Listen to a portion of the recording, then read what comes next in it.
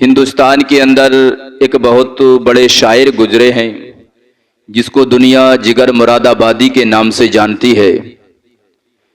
ایک مرتبہ اجمیر میں ایک بہت بڑا نعتیہ مشاعرہ تھا۔ بڑے بڑے شاعروں کو دعوت دی گئی، شعراء حضرات کو دعوت دی گئی، لیکن جگر مراد آبادی کو دعوت نہیں دی گئی۔ تو کمیٹی جو تھی، انتظامیہ جو تھے، انہوں نے کہا کہ جگر مراد آبادی کو بھی دعوت دی جائے، کیونکہ بڑے بڑے شعراء حضرات کو دعوت دی گئی ہے۔ اگر ہم اس مشاعرے کو کامیابی تک لے کر جانا چاہتے ہیں تو پھر جگر مراد آبادی کو بلانا پڑے گا، جگر مراد آبادی کو دعوت دینا پڑے گی۔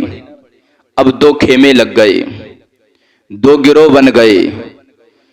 کمیٹی کے آدھے لوگ یہ بات کہنے لگے کہ جگر مراد آبادی کو بلایا جائے، آدھے لوگ یہ کہنے لگے کہ جگر مراد آبادی کو نہ بلایا جائے۔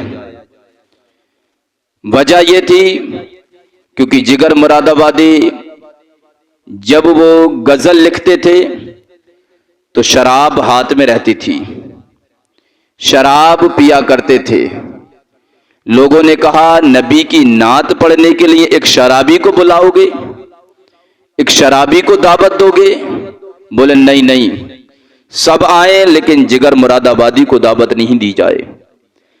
جو لوگ یہ کہہ رہے تھے کہ جگر مراد آبادی کو بلایا جائے، انہوں نے یہ بات رکھی کہ ہو سکتا ہے نبی کی نعت کے وسیلے سے اللہ انہیں ہدایت عطا فرما دے، وہ گناہ سے دور ہو جائیں۔ کافی دیر مشورے کے بعد یا کئی دن گزرنے کے بعد جتنی بھی کمیٹی کے لوگ تھے، انتظامیہ تھے، انہوں نے مشورہ یہی کیا، چلو ٹھیک ہے جگر مراد آبادی کو بلا لیا جائے۔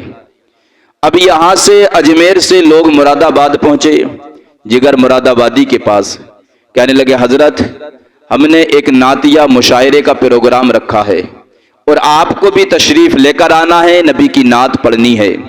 جگر مراد آبادی نے کہا بھائی میں آپ کے ہاتھ جوڑتا ہوں، کہاں میں اور کہاں میرے نبی، کہاں میں اور کہاں میرے آقا کا مقام؟ میں نے ابھی تک جو لکھا ہے وہ غزلیں لکھی ہیں، نبی کی نعت نہیں لکھی۔ میں نبی کی نعت کیسے لکھ سکتا ہوں؟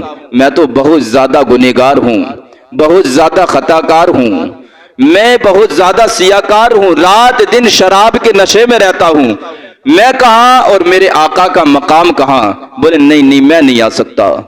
اب یہاں سے جو لوگ گئے تھے، ان لوگوں نے ان کو تلاش کیا جو جگر مراد آبادی کے قریب تھے، جو جگر مراد آبادی سے محبت رکھنے والے تھے، ان لوگوں کو تلاش کیا۔ کہنے لگے آپ جگر مراد آبادی کو راضی کر لیں، بڑی امید لے کر آئے ہیں۔ لوگ آئے، بڑی کوششوں سے جگر مراد آبادی نے کہا ٹھیک ہے اگر تم کہتے ہو تو میں پھر آنے کے لیے تیار ہوں، ٹھیک ہے میں آ جاؤں گا۔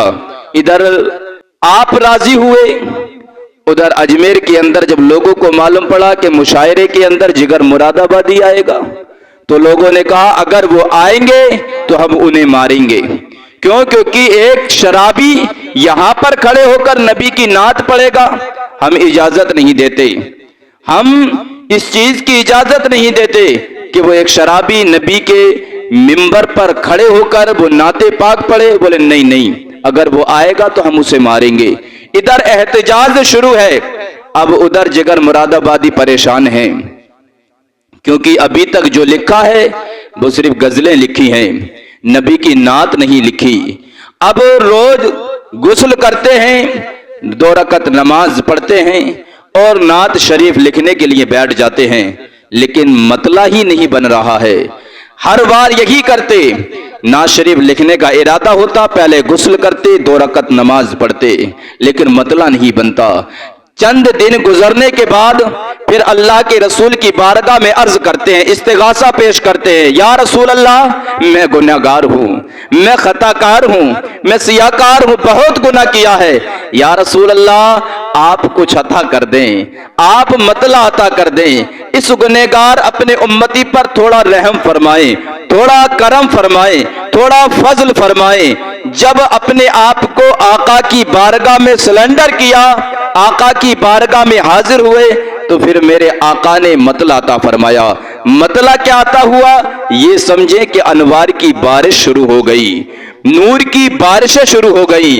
हाँ, जब इंसान अपने आप को सरेंडर करता है तो फिर इस मकाम पर पहुंच जाता है।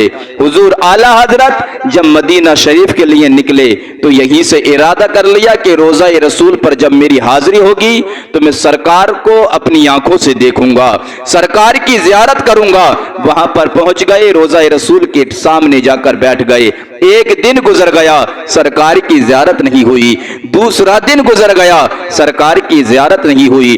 तीसरा दिन जब गुजरने वाला था लेकिन सरकार की जियारत नहीं हुई अब तक, फिर आका की बारगाह में अर्ज करते हैं, वो सुए लालाजार फिरते हैं, तेरे दिन ए बहार फिरते हैं, कोई को पूछे तेरी बात रजा, तुझसे शैदा हजार फिरते हैं। आपने ये लिखा, फिर यही लिखना था कि अल्लाह रब्बुल इज्जत की अता से सरकारे दो आलम की जियारत हो गई, सरकारे दो आलम की जियारत हुई। हाँ, जब इंसान अपने आप को सरेंडर करता है, जब तक अपने आप को सरेंडर नहीं किया सरकार की जियारत नहीं हुई। वो जैसे ही सरेंडर कर दिया फिर सरकार की जियारत हो गई। लेकिन हाँ, जब जिगर मुरादाबादी को जब यकीन हो गया कि अब हाँ नाज शरीफ लिख गई, अब कलाम तैयार हो गया, उधर एहतिजाज जारी है अजमेर के अंदर, अवाम एहतिजाज कर रही है कि जिगर मुरादाबादी को नहीं बुलाया जाए, जिगर मुरादाबादी यहाँ आएगा तो हम उसे मारेंगे। जब ये मंजर देखा कमेटी ने, इंतजामिया ने, तो उन्होंने जिगर मुरादाबादी को 3 दिन पहले ही बुलवा लिया और एक मकान में ठहरा दिया और किसी को इत्तला नहीं दी। जब ऐन मौके पर मुशायरा चालू हुआ, जिगर मुरादाबादी को लेकर पहुंचे, पीछे से जिगर मुरादाबादी पहुंचे हुए हैं, पर्दा लगा हुआ है, किसी को नहीं मालूम जिगर मुरादाबादी आया है। लेकिन जैसे ही नकीब ने नाम लिया कि अब नंबर, अब नात पढ़ने का नंबर जिगर मुरादाबादी का है, वो माइक पर तशरीफ लेकर आए। जब इतना सुना तो पब्लिक ने एहतिजाज शुरू कर दिया, शोरो गुल होने लगा, लोग चढ़ने लगे मिंबर की तरफ। लेकिन जिगर मुरादाबादी हल्के कदमों से आगे आए और कहने लगे, ऐ लोगो, तुम एक शराबी से नफरत करते हो या फिर नबी की नात से नफरत करते हो। जब इतना सुना तो सारे लोग ठहर गए, वहीं पर रुक गए और आपने मैक पर खड़े होकर पढ़ना शुरू किया। एक रिंद है और मिदहते सुल्तान मदीना, हाँ कोई नजर रहमती सुल्तान मदीना, तू सुबह अजल आईनाए हुस्न अजल भी, ऐ सल्ले अला सूरते सुल्तान मदीना। कुछ हमको नहीं काम जिगर और किसी से, काफी है बस एक निस्बते सुल्तान मदीना। आपने ये पढ़ा, सारा मजमा हैरान है कि एक शराबी जो शराब पीता था नबी की शान इस अंदाज से बयान कर रहा है, ऐसे बयान कर रहा है, लोगों की आंखों में आंसू हैं, रो रहे हैं ज़ारो कतार। उसी वक्त अजमेर में खड़े होकर जिगर मुरादाबादी ने रब की बारगाह में सच्चे दिल से तौबा की। दाढ़ी नहीं थी, दाढ़ी भी रखा ली, शराब को हमेशा के लिए छोड़ दिया और अपनी जिंदगी फिर नबी की नात पढ़ने में गुजार दी।